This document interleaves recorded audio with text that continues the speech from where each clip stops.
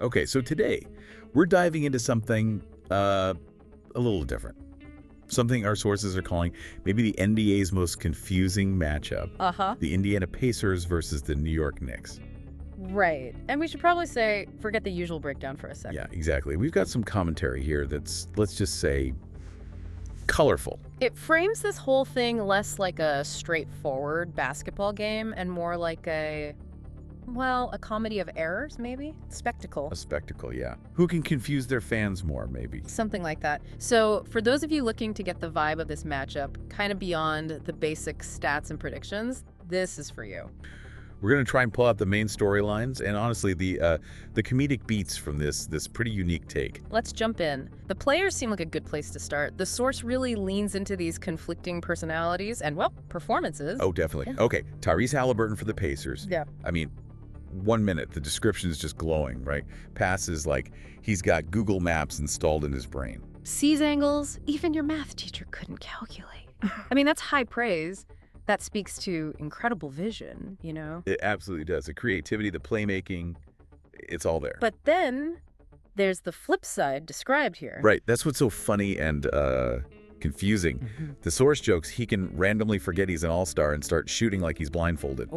Handles smoother than grandma's mashed potatoes. And the footwork of a ballerina raised by a ninja. You get this sense of real artistry, his offensive game. But underneath that, there's this feeling of just immense pressure, isn't there? Totally. The source quips, if Jalen doesn't drop 30 tonight, the Knicks might just pull up with lawn chairs and call it a day. Yeah. It's funny, but it does highlight that feeling, maybe the over-reliance on his scoring. Is that sustainable, you think? Especially in the playoffs. That's the million-dollar question, isn't it? Yeah. He's amazing, no doubt. But relying so heavily on one guy, defenses can key in on that. Yeah, it creates potential problems. And speaking of problems, or absences anyway, Julius Randle, the commentary there is sharp. Oh, man, yeah. Recovering physically and emotionally from his annual playoff ghosting session. Ouch. And comparing it to your uncle skipping weddings, that's some pretty direct comedic shade. Yeah. It really is. But, okay, beyond the jokes, how is his absence, actually impacting their offense? Well, I mean, you lose a major scorer, another guy who can make plays. The humor kind of glosses over it, but losing someone like Randle forces everyone else to step way up. Or maybe struggle to fill that gap. Exactly. Which brings us to Josh Hart, the unexpected rebounding machine. Right. He's 6'4", but he's grabbing rebounds like he's 7 feet tall with a jetpack on his back. Where does that come from? That kind of relentless board work from a guard. It's got to be pure hustle, right? Motor anticipation. He just seems to want it more. Reads the bounces really well. And the source joking he should share his vitamins with Mitchell Robinson. Yeah, that kind of highlights how surprising it is compared to, a traditional big man. Okay, back to the Pacers for a sec. Pascal Siakam. The spin cycle. Ah, yes, the spin cycle. Confusing defenders and washing them in circles like he works at a laundromat. That's quite the visual. It really is. It captures how he just disorients guys. 1 spin, 2 spin. Whoops, you're in the 3rd row eating nachos. It's funny, but it also makes the point, right? His agility creates those chances. Definitely. And then you get these little side plots woven in. Obi Toppin, maybe trying to stick it to the Knicks, his old team. And Dante DiVincenzo trying to prove he's not just a Steph Curry fanboy with a killer tan. Do those kinds of personal things, those motivations, actually show up on the court, even when they're framed like this, kind of humorously? Oh, I think so, absolutely. That extra motivation, wanting to prove something, it can definitely add another layer, make things even more unpredictable sometimes. Okay, so let's talk coaching styles, or at least the way they're portrayed in these fake coach interviews. Right, these definitely play up the existing reputations, don't they? They really do. Tom Thibodeau, Thibs, his whole thing about minutes and effort. Yeah, the source has him saying he told Brunson to play 48 minutes, then jog home. It's pure exaggeration, obviously, but it taps right into that image of him, that relentless approach.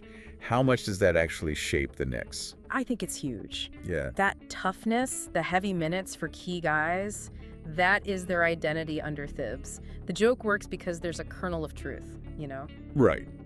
And then on the flip side, Rick Carlisle, for the Pacers, he comes off as almost completely hands-off. Yeah, honestly, I have no clue how we're winning. I just tell Tyrese do stuff and he nods. Which, again, plays into that narrative about Haliburton being the engine, maybe a more free-flowing, player-driven offense. Is that fair, do you think? Is there some truth to that perception of Carlisle with this team? Well, there's definitely a feeling that a lot runs through Haliburton's decision-making. Carlisle does seem to empower his point guard, give him freedom. Yeah. It's a real contrast to Thibs. A very sharp contrast. Okay, so what about the overall game narrative? The way the source sets the scene. It's got this huge dramatic build-up. Grab your popcorn, grab your grandma, lock the door. Call your dog to hush, because tonight, it's war. But then immediately, well, sort of. That little qualifier changes everything. It totally does. It signaled, okay, yeah, the stakes are playoff stakes, but how we get there might be messy, might be weird. Don't expect perfection. Exactly. There's this constant sense of uncertainty, but delivered with a smile. One team will rise, one team will fall. Standard stuff. But then, one fan will probably spill nacho cheese on their shoes. Right. That brings it right back down to earth, makes it funny. And the questions they pose, they hit on all the known issues, don't they? They really do. Will the Knicks survive without half their roster? That's a real concern. Will the Pacers actually remember to play defense? I mean, that's been the question all season. Will Spike Lee finally smile? Even that's become part of the Knicks game day experience. So these funny questions, they're actually pointing to legitimate worries for both teams. Absolutely. The Knicks' health, or lack thereof, the Pacers' D-Spike's mood. Well, maybe not that one as much. Huh. And finally, we get these ridiculous predictions, which just cranks the chaos dial up to 11. These are just gold.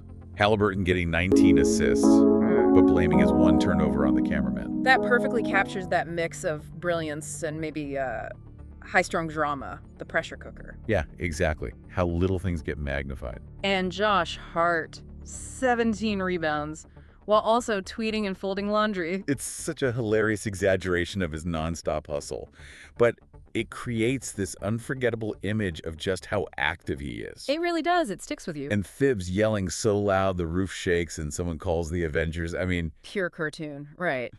But it taps into that perception of his intensity perfectly. So if we put this all together, yeah, what's the main message? What's this source really saying about Pacers Knicks? I think the core theme is just wonderful unpredictability. It's not positioning it as this epic clash of titans playing perfect basketball. No, it's more like a battle of who can confuse their fans more this week. Right. It's leaning into the chaos, the potential for things to just go sideways in entertaining ways. The narrator basically spells it out.